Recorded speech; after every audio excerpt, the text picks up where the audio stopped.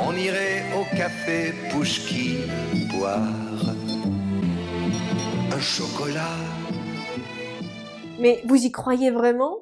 En fait, le café Pouchkine à Moscou a été créé grâce à cette chanson de Gilbert Bécaud 35 ans plus tard. Restez avec moi, je vais vous tout expliquer. Il y a plus de 50 ans maintenant, en 1964, en pleine guerre froide, le chanteur français Gilbert Bécaud a fait une tournée à Moscou. Il a connu un grand succès grâce à sa chanson Nathalie, où il parlait de son histoire d'amour imaginaire avec Nathalie, qui était son guide pendant ce voyage à Moscou et qui lui faisait découvrir la ville. Dans cette chanson, il y a notamment les paroles suivantes. Qu'après le tombeau de Lénine, on irait au café Pouchkine boire un chocolat. Cette chanson est devenue très populaire en France et a donné naissance à des milliers de Nathalie et de Natacha à partir des années 70. Et ce n'est pas étonnant qu'en arrivant à Moscou, des touristes francophones cherchaient partout le café Pouchkine. Ils le cherchaient, mais en fait, ils ne le trouvaient pas. Et vous savez pourquoi? Parce que le café Pouchkine, il n'existait que dans l'imagination de Gilbert Bécaud et du parolier Pierre Delanoë. Ce n'est que 35 ans plus tard que la chanson Nathalie a inspiré l'homme d'affaires franco-russe et restaurateur André Delos, fondateur de la maison Delos, a créé le mythique café Pouchkine qui a été déjà inventé et rendu célèbre par Gilbert Bécaud. C'est ainsi que Café Pouchkine a été fondé à Moscou en 1999. Oui, c'était en 1999. C'était à l'occasion du bicentenaire de la naissance du poète russe Alexandre Pouchkine. Gilbert Bécaud a été présent à l'inauguration du Café Pouchkine et il a chanté la chanson Nathalie. Pour vous donner une petite idée, pour les Russes, Alexandre Pouchkine, c'est comme Victor Hugo pour les Français. Alexandre Pouchkine, il a notamment écrit La Dame de Pique, La fille du capitaine, ou encore le célèbre Eugène Onégine. Maintenant, un fait intéressant sur l'orthographe du Café Pouchkine en russe. En russe, c'est Café Pouchkine. Et Pouchkine, à la fin, on écrit le signe dur. Le signe dur s'écrivait à la fin de tous les noms masculins jusqu'à l'arrivée des bolcheviks au pouvoir.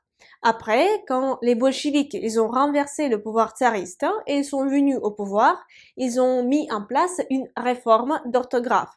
Et selon cette réforme, le signe dur, il ne s'écrivait plus à la fin des noms masculins. Parce que, en fait, ça servait à rien, ça faisait que montrer que ces noms sont du genre masculin, mais ça faisait couler énormément d'encre et ça consommait beaucoup de papier quand il fallait imprimer des textes avec ce signe dur. Vous pouvez vous poser maintenant la question, Diana, mais pourquoi y a-t-il un signe dur à la fin de Pouchkine en russe?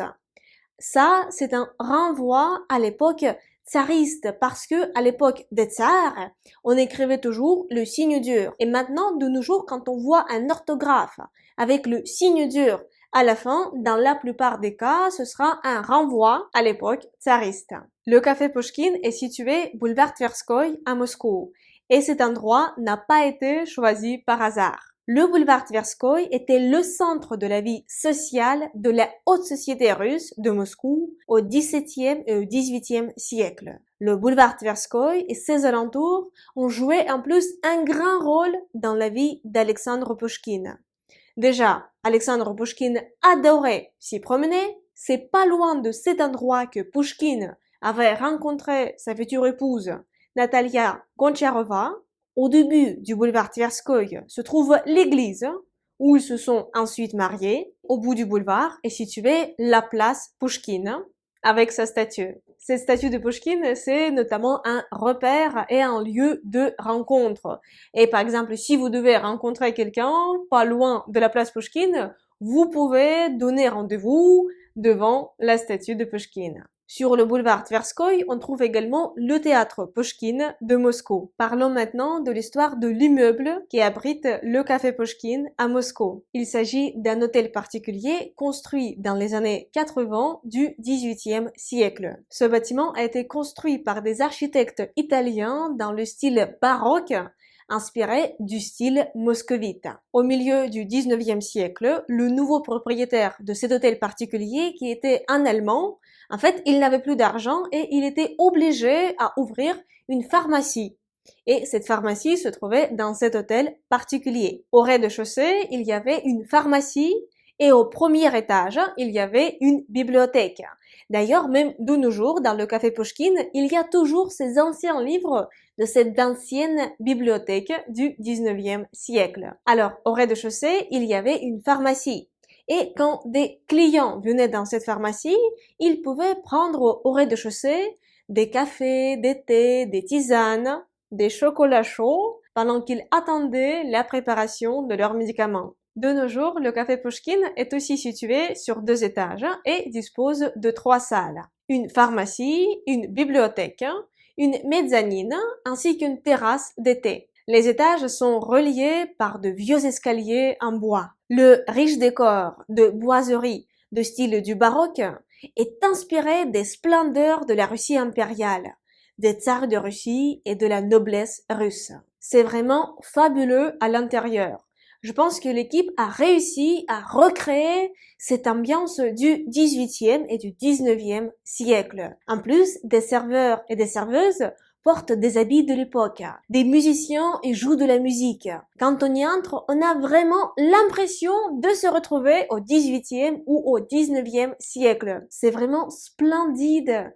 Et j'ai très envie d'y retourner en bonne compagnie. Le café Pouchkine est connu non seulement grâce à son décor fabuleux, mais également il est connu grâce à sa cuisine. Parce que le café Pouchkine est réputé comme un des meilleurs cafés, un des meilleurs restaurants de Moscou.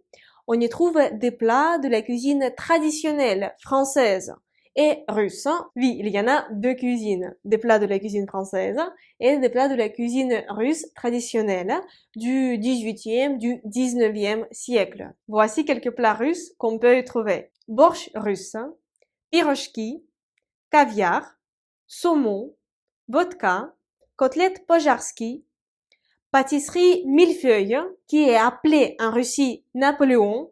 Oui, ne vous étonnez pas. En Russie, millefeuille, pour nous, c'est le Napoléon. Croustillant, baptisé Nathalie. Et bien sûr, le chocolat chaud, qui a tant fait rêver les Français. Si vous voulez découvrir la carte complète du café Pouchkine, vous pouvez retrouver sa version en français dans la description de la vidéo. Les prix au café Pouchkine à Moscou ne sont pas très élevés par rapport aux services proposés.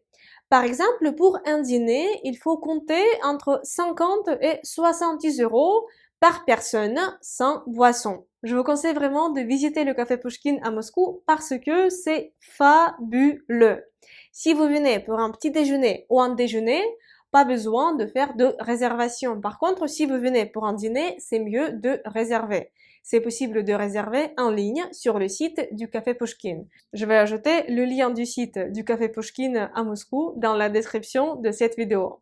Ne vous inquiétez pas, leur site est en français. Comme nous avons commencé par Gilbert Bécaud, je vous propose aussi de terminer cette vidéo par Gilbert Bécaud. Après le succès de sa chanson Nathalie, Gilbert Bécaud a sorti la suite de cette chanson qui s'appelle La fille de Nathalie. Dans cette chanson, il s'agit d'un échange épistolaire du héros de la première chanson, Nathalie, avec la fille de Nathalie 19 ans plus tard. On comprend rapidement que le père de la fille de Natacha, c'est ce Français que Natacha a rencontré à Moscou quand elle était guide. Et après, je sais pas si vous vous souvenez, mais ils sont passés dans la chambre d'étudiante de Natacha et on sait pas ce qui s'est passé après. Et quand la chambre fut vide, tous les amis étaient partis. Je suis resté seul avec mon guide, Nathalie. Maintenant, on sait que 9 mois plus tard, après cette promenade sur la place rouge vide, Nathalie a accouché d'une fille Et après, comme j'ai compris, Nathalie, elle a eu un mari parce que Nathalie, elle a eu encore d'autres enfants. Cette fille, elle dit à ce monsieur, qui est son père, qu'il y a mes sœurs. Dans la chanson La fille de Nathalie, cette fille de Nathalie, elle a 18 ans. Elle veut faire ses études de droit dans la ville de Novgorod, en Russie. Et elle raconte à son père qu'elle peut pas venir en France, mais elle rêve beaucoup de visiter Paris, la France.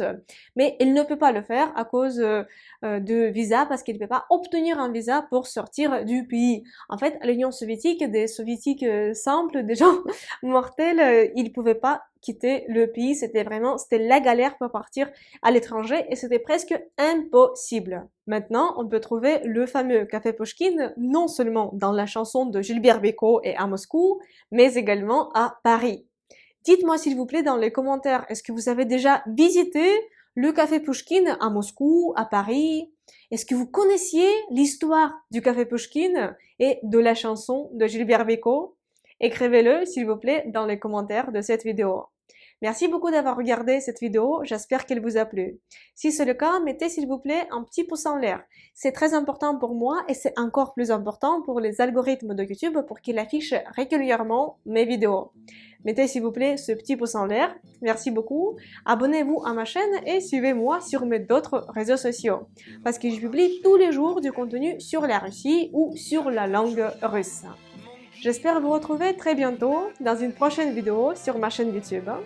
Et pour l'instant, je vous dis до свидания. Au revoir. La neige faisait un tapis et je suivais par ce froid dimanche Nathalie. Elle parlait en phrases sobres de la révolution d'octobre.